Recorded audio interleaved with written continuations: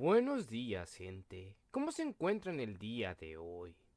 Hoy les traigo un nuevo capítulo de este hermoso libro llamado Siddhartha. Capítulo 5.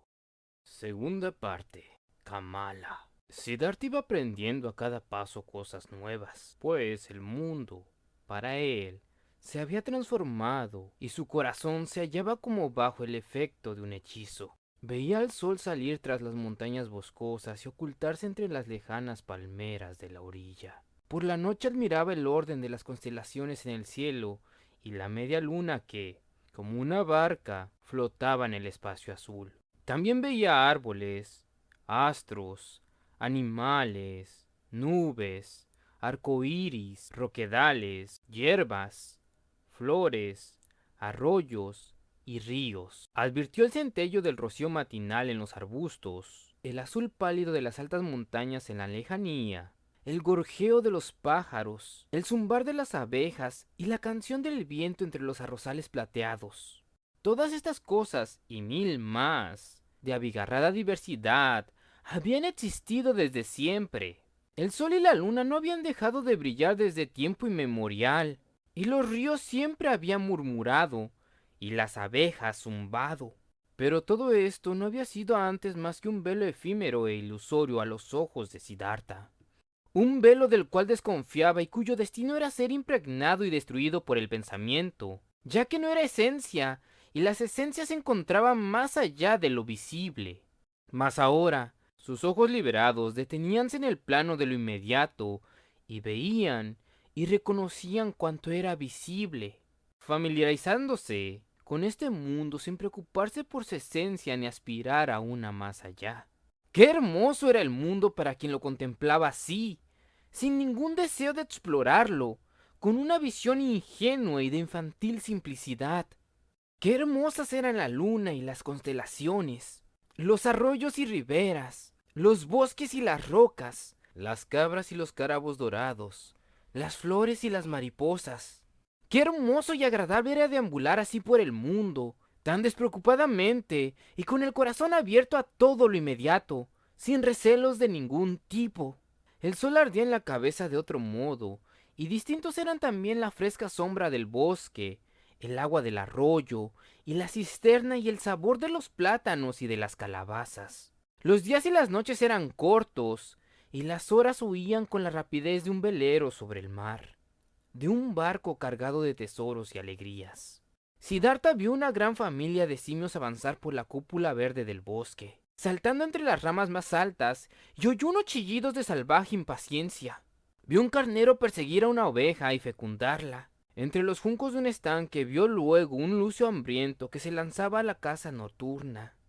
Y, ante él, un nutrido cardumen de brillantes pececillos que huían despavoridos y a la desbandada, mientras el impetuoso cazador iba trazando fugaces remolinos al agitar el agua con una pasión y furia irresistibles.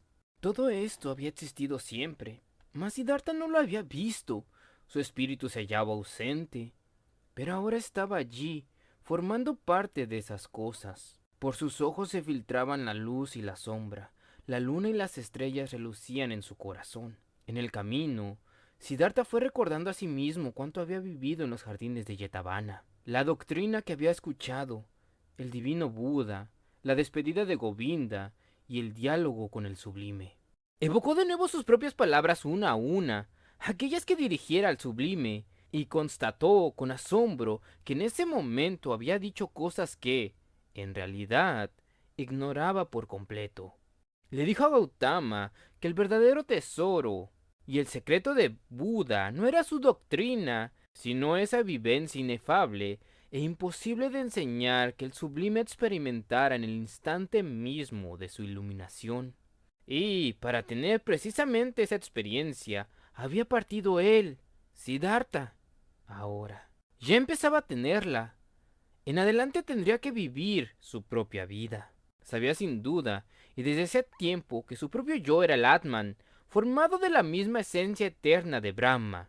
Mas nunca había hallado de verdad a ese yo, pues siempre intentaba atraparlo con las redes del pensamiento.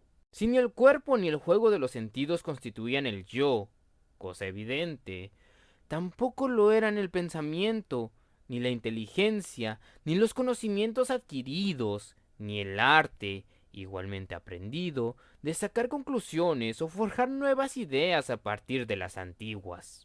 No, estas instancias del espíritu también se hallaban más acá, y destruir al yo casual de los sentidos no llevaba a ningún sitio si seguíamos alimentando al yo casual de las ideas y conocimientos. Tanto las ideas como los sentidos eran cosas buenas tras las cuales yacía oculto el significado último. Había que escucharlas y jugar con ambas, sin menospreciarlas ni darles demasiada importancia, y a través de ellas sorprender luego las voces secretas del propio mundo interior. No deseaba Siddhartha aspirar sino a lo que estas voces le ordenasen aspirar, ni detenerse sino donde ellas se lo sugirieran. Porque un buen día, a esa hora que resume todas las demás, decidió Gautama sentarse bajo el árbol Bodhi, donde le vino la iluminación, porque en su corazón oyó una voz que le ordenaba buscar reposo bajo ese árbol, y, dejando a un lado la mortificación, los sacrificios, el baño, las plegarias, la comida, la bebida y el sueño, obedeció al mandato de la voz. Obedecer así, no a cualquier orden exterior, sino solo a la voz, y estar dispuesto siempre. He aquí lo principal, lo realmente necesario. Del resto se podía prescindir. Una noche en que dormía junto al río, en la cabaña de paja de un barquero, Siddhartha tuvo un sueño. Govinda, de pie ante él, envuelto en el hábito amarillo de los ascetas, le preguntaba en un tono de voz no menos triste que su rostro: ¿por qué me has abandonado? Y entonces Siddhartha lo abrazó, rodeándolo con sus brazos, pero al atraerlo hacia su pecho y besarlo, notó que no era Govinda, sino una mujer por cuya túnica entreabierta asomaba un seno turgido. Siddhartha se apegó a él y bebió, y la leche de aquel seno tenía un sabor dulce y fuerte. Sabía a mujer y a hombre, a sol y a bosque, a flores y animales, a todos los frutos y a todos los placeres. Embriagaba y hacía perder el sentido.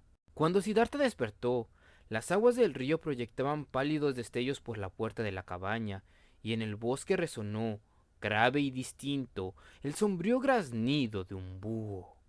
Al despuntar el día, rogó Siddhartha a su anfitrión, el barquero, que lo llevara hasta la orilla opuesta. El barquero lo trasladó en su balsa de bambú. Las aguas del ancho río despedían un brillo rojizo en la claridad matinal. Dijo Siddhartha a su acompañante. Sí, repuso el barquero, un río espléndido. Lo quiero más que a ninguna otra cosa. Suelo escucharlo y mirarlo a los ojos con frecuencia, y siempre me enseña algo. De un río pueden aprenderse muchas cosas. Te lo agradezco mucho, bienhechor mío, dijo Siddhartha al bajar en la otra orilla. Pero no tengo ningún regalo con que corresponder a tu hospitalidad, y tampoco puedo pagarte el barcaje. No tengo patria ni hogar. Soy un samana, hijo de un brahmán. Ya lo había notado, respondió el barquero, y no esperaba pago ni regalo alguno de ti. Ya me regalarás algo en otra oportunidad. ¿De veras lo crees? Preguntó Siddhartha riendo. Por supuesto. El río me ha enseñado que todo regresa. Y tú también regresarás, Samana. Ahora, adiós. Que tu amistad sea mi pago. Acuérdate de mí cuando ofrezcas sacrificios a los dioses. Se despidieron sonriendo, y Siddhartha se alegró de la amistad y gentileza del barquero. Es como Govinda, pensó al tiempo que esbozaba una sonrisa. Todos los que encuentro en mi camino son como Govinda. Todos son agradecidos, aunque ellos mismos podrían reclamarme gratitud. Todos son sumisos, a todos les gusta ser amigos, obedecer y pensar poco. Los hombres son como niños. Hacia el mediodía atravesó una aldea. En la calle, frente a las chozas de barro, un grupo de niños se revolcaban en el polvo y jugueteaban con pipas de calabaza y caracolas, chillando y riñéndose. Pero al ver al samán extranjero, huyeron todos despavoridos.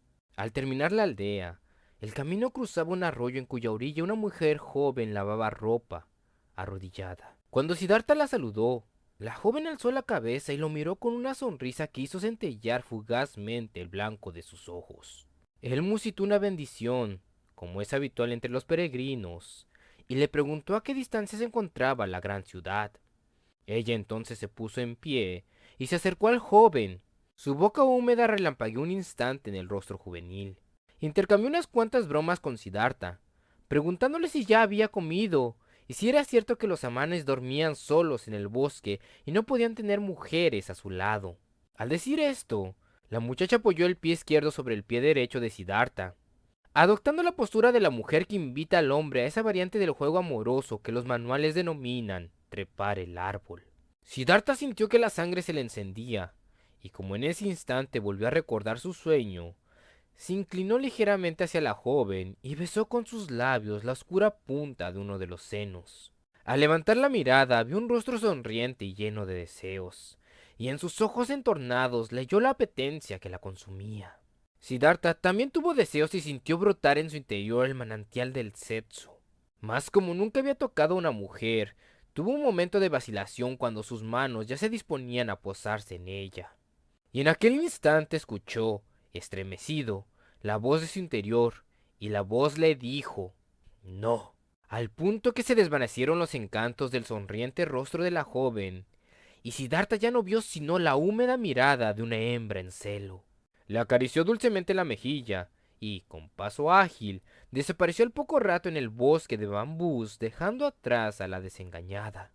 Por la tarde de ese mismo día llegó a una gran ciudad y se sintió feliz, pues tenía muchas ganas de ver gente. Había vivido largos años en los bosques, y la cabaña de paja del barquero, en la que pasara la noche anterior, había sido su primer techo en mucho tiempo.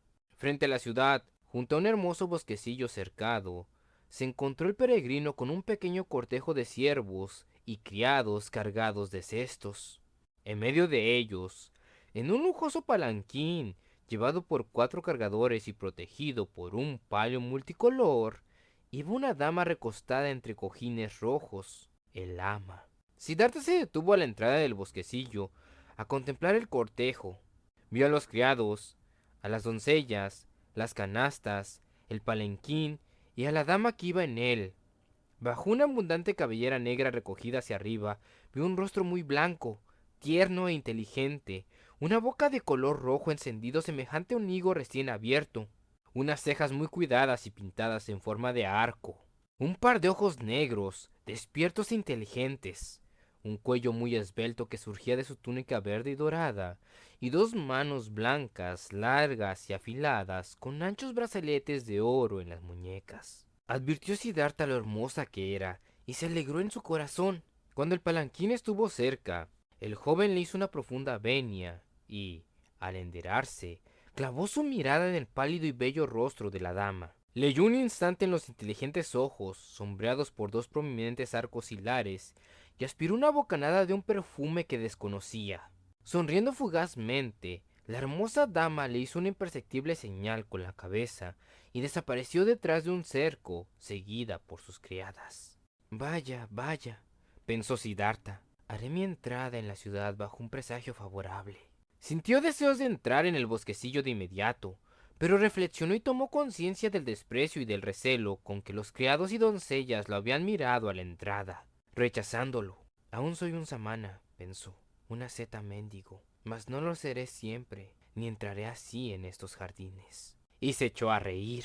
A la primera persona que encontró en su camino, preguntóle el nombre del bosquecillo y de la dama aquella, y se enteró que eran los jardines de Kamala, la famosa cortesana, quien además del bosquecillo, poseía una casa en la ciudad. Bueno, así termina el capítulo de hoy. ¿Qué les está pareciendo este libro? Si el video les gustó, agradecería mucho que dejaran su like y sus comentarios, y nos vemos hasta la próxima.